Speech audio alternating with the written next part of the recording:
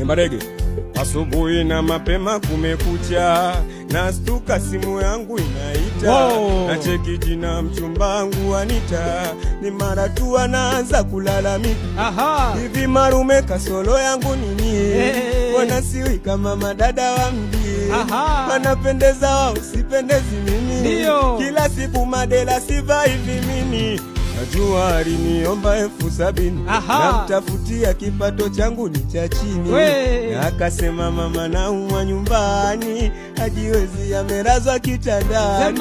Simu inakata na sina salio, na buku la chai na nauli ndo hiyo. Nafosi kwenda kusikika kwenye redio, kwa wenzangu vicheko mbona kwangu kilio. Simu inakata inaingia simu ya mama, na hiyo simu inazidi kunchanganya.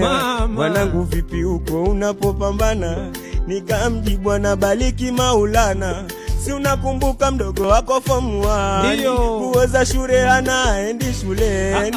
Hata sijui mwanangu nifanye nini, na baba una wewe ndo baba. Niona kama nipo